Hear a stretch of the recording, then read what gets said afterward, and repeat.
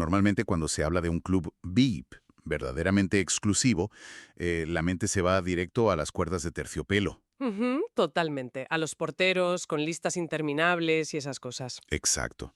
A esos lugares donde por mucha insistencia que haya, si alguien no tiene el estatus adecuado, pues la puerta simplemente no se abre. Claro, hay una expectativa de elitismo absoluto. Eso es, la certeza de un espacio diseñado única y exclusivamente para unos pocos elegidos, mientras que el resto, bueno, observa desde la acera. La barrera entre los que están dentro disfrutando y la inmensa mayoría que se queda fuera es, digamos, infranqueable. Ujú.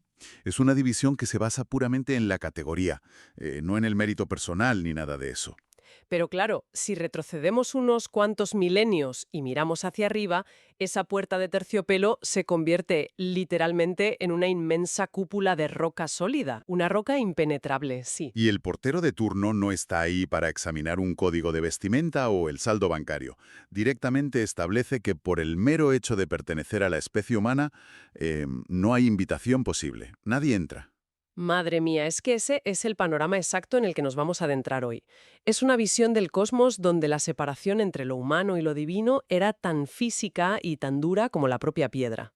Wow. O sea, la divinidad no habitaba un reino espiritual y etéreo, sino una fortaleza arquitectónica que, bueno, sobrevolaba nuestras cabezas. Vale, vamos a desgranar esto porque tenemos por delante una inmersión profunda, verdaderamente monumental. Hoy partimos de un artículo enciclopédico sumamente extenso titulado, de forma muy sencilla, El cielo. Un título corto para un tema gigantesco. Ya te digo. Y nuestra misión en el análisis de hoy es rastrear cómo la humanidad ha imaginado y rediseñado este reino divino a lo largo de la historia. Desde esas cúpulas de piedra hasta llegar a estados de pura conciencia. Eso es. Y descubrir qué nos dicen estas visiones sobre la propia naturaleza humana. Porque, a ver, todo el mundo se ha preguntado alguna vez qué hay más allá. Claro, es una pregunta universal. El objetivo de hoy no es hacer un simple inventario de mitos. Ujú. Entender cómo culturas tan distintas han resuelto este gran enigma proporciona, o sea, un mapa perfecto de la evolución del pensamiento humano. Totalmente de acuerdo. Cuando analizamos las distintas versiones del cielo, lo que en realidad estamos viendo es la historia de nuestra moralidad, nuestros miedos y esa necesidad humana desesperada de encontrar algún tipo de justicia cósmica. Y el primer golpe de realidad nos lo da la propia lingüística. Porque hoy en día la palabra cielo evoca nubes esponjosas, coros angelicales, algo incorpóreo. Sí, algo muy ligero. Pero las raíces de nuestro lenguaje apuntan hacia una dirección completamente opuesta. Hay una historia fascinante en el origen protoindoeuropeo de la palabra. El registro lingüístico es demoledar aquí. Los especialistas apuntan a una raíz protoindoeuropea reconstruida como acmo. Bueno, la pronunciación exacta es complicada, pero la idea está clara. Sí, el concepto es lo que importa. Exacto. Lo revelador es que este término designaba al mismo tiempo piedra y bóveda celeste. Ostras. Sí, sí, las culturas antiguas no separaban ambos conceptos. De esa misma raíz nacen términos como el sánscrito ashman, que engloba tanto la idea de piedra como la del firmamento. O sea que el cielo se concebía como una estructura pesada, una techumbre material que cerraba el mundo. ¿Eso es? Hay un detalle en las notas de la fuente que me parece asombroso. Esa misma raíz, a través de la evolución de las lenguas germánicas, termina derivando en la palabra inglesa hammer, Madre mía, martillo. martillo. Así que el concepto fundacional que la humanidad tenía del cielo era el de un objeto contundente, algo que podría golpear o ser golpeado, un techo a prueba de martillazos. Es que esa contundencia física se manifiesta de manera hiperdetallado en la antigua Mesopotamia. Hay que imaginar su cosmovisión. A ver, cuéntame. Pues la Tierra era concebida como un disco plano, y sobre este disco se erguían múltiples cúpulas sólidas encajadas unas sobre otras. Como capas. Exacto, a veces 3, a veces 7, dependiendo de la tradición. Y no eran metáforas, creían firmemente que estas cúpulas estaban construidas con gemas y rocas preciosas a escala planetaria.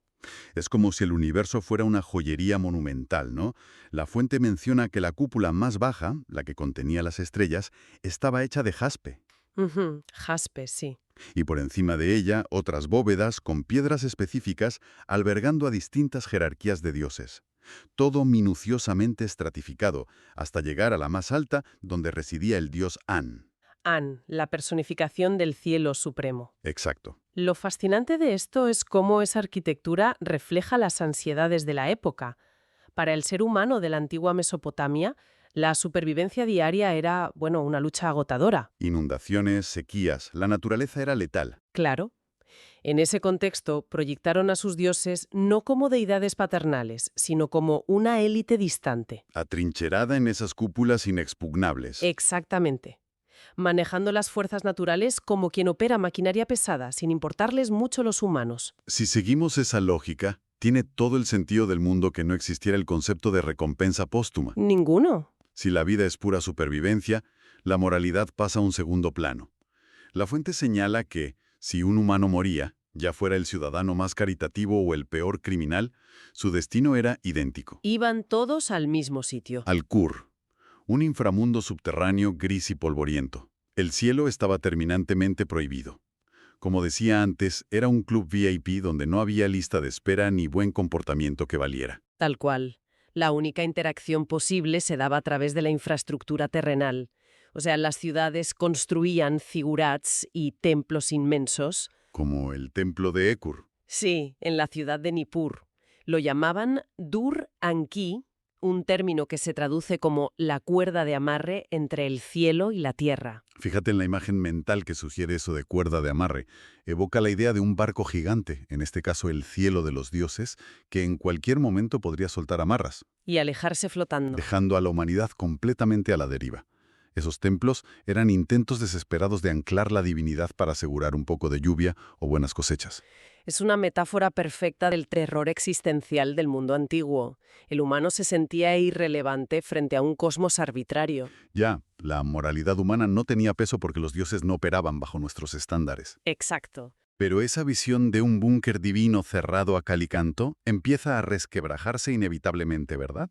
Por suerte sí. A medida que las civilizaciones se vuelven más complejas, surge una necesidad imperiosa de encontrar un sentido de justicia. Dejamos atrás las cúpulas de piedra para adentrarnos en la gran revolución moral.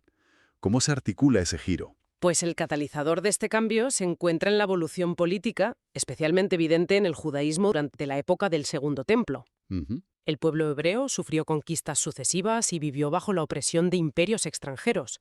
Esa realidad genera un problema teológico enorme. Claro, si somos el pueblo de Dios y cumplimos la ley, ¿por qué los imperios paganos prosperan y nosotros sufrimos? Esa es la pregunta clave. Y la respuesta requiere desplazar la justicia hacia el final de los tiempos o hacia una vida posterior. Tiene sentido. Si el tribunal terrenal está corrupto, la mente humana exige un tribunal supremo. Eso es. La fuente señala el debate académico sobre cómo se polinizan las ideas aquí. Por un lado, la influencia griega con el concepto del alma inmortal, Ujú. y por otro, conceptos ligados a la tradición persa sobre la resurrección y el juicio final. O sea, la Tierra pasa a ser un campo de pruebas, un estado temporal. Exactamente. Y ese es el terreno sobre el que emerge el cristianismo primitivo.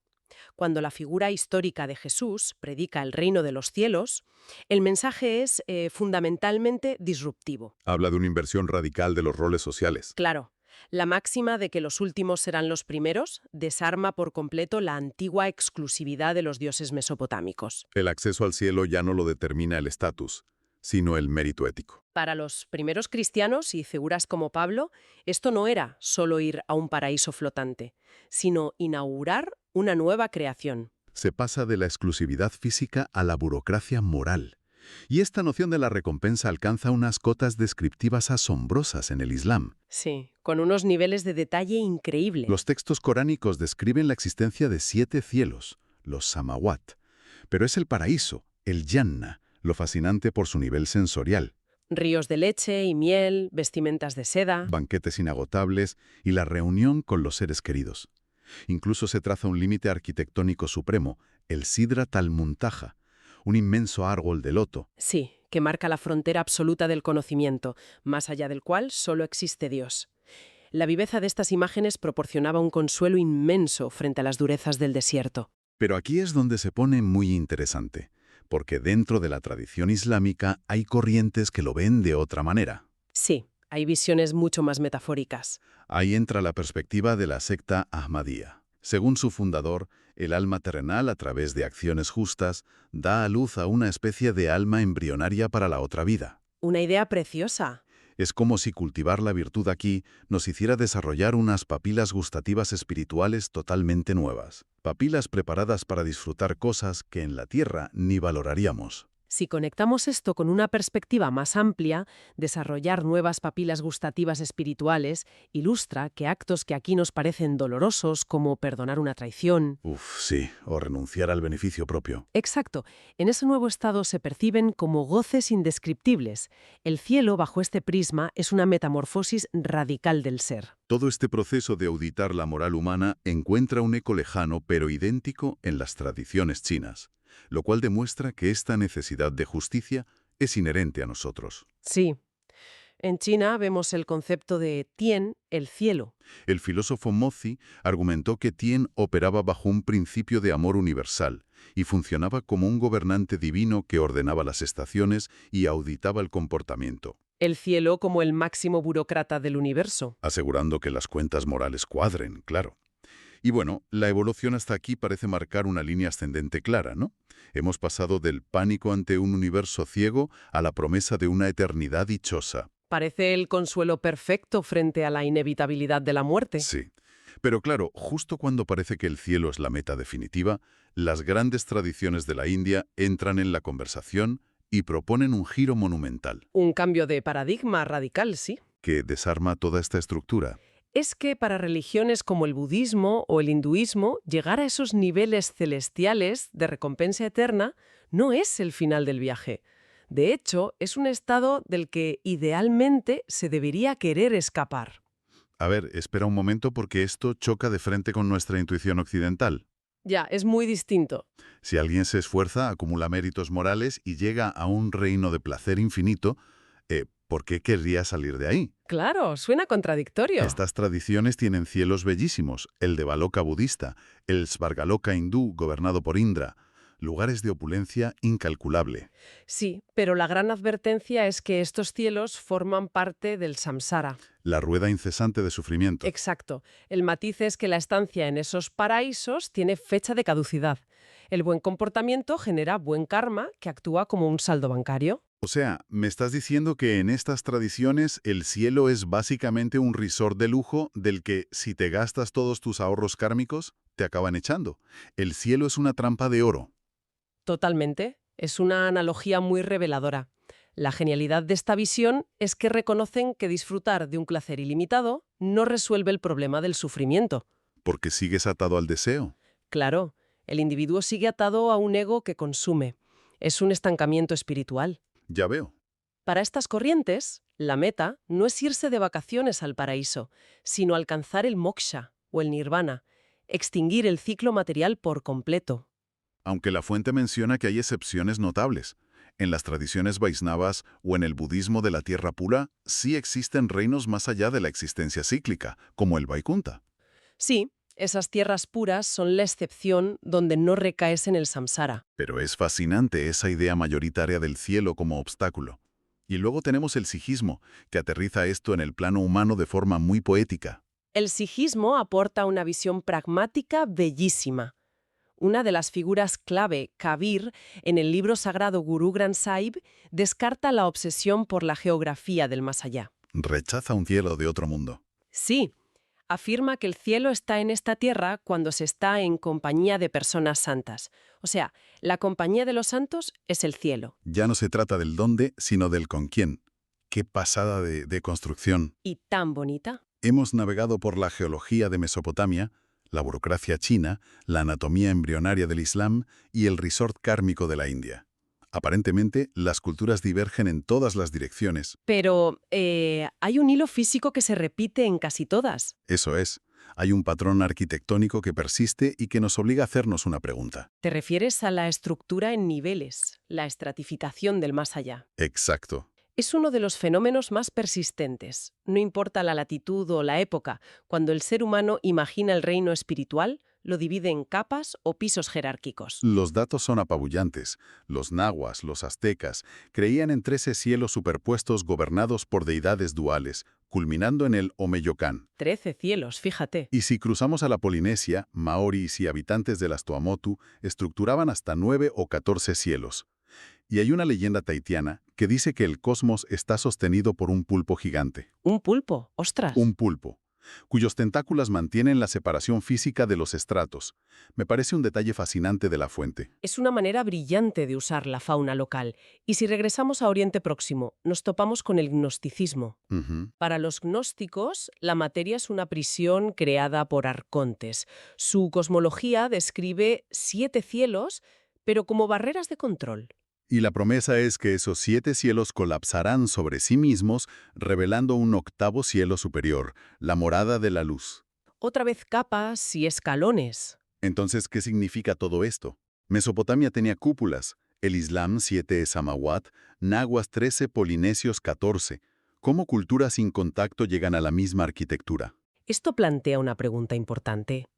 ¿Es pura observación de los astros? No parece probable. Pues no. Y aquí entramos en la intersección con la neurociencia. David Lewis Williams y David Pearce, en su libro Inside the Neolithic Mind, proponen algo revolucionario. A ver, Sostienen que esta estructura escalonada es de hecho el resultado de una percepción neuronal fisiológica real. a ver si logro digerir esto. ¿Me estás diciendo que todos ven niveles en el cielo porque nuestros cerebros están cableados para ver el mundo espiritual en capas? Exactamente. A lo largo de la historia, a través de trances, meditación o rituales, chamanes y místicos han accedido a estados alterados de consciencia. Ya. Bajo estas condiciones, la red neuronal produce fenómenos entópticos, activaciones neuronales donde la corteza visual procesa sensaciones espaciales estratificadas. O sea, experimentan literalmente una ascensión a través de capas. Eso es, el cerebro genera esa imagen específica. Madre mía. O sé que cuando un sabio antiguo describía una ascensión de 7 o 13 cielos, no fabricaba una metáfora teológica. Estaba documentando su propia neurología. Es un giro asombroso. El viaje al cielo no era al espacio exterior, sino hacia la arquitectura neurológica humana. Al proyectar esa experiencia exterior hacia el exterior, nacieron las cosmologías jerárquicas. Es la síntesis perfecta entre antropología y biología.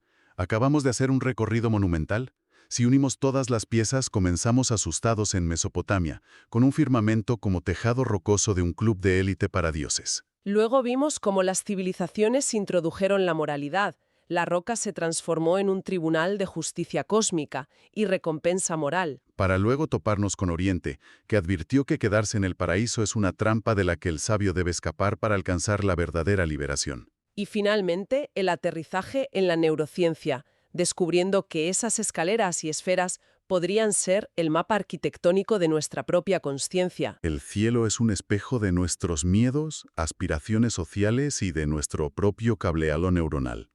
Conocer todo esto protege a quien nos escucha de ver el cielo como un concepto plano o monótono. Totalmente de acuerdo. Y esto me deja con una idea provocadora, una reflexión final para la audiencia.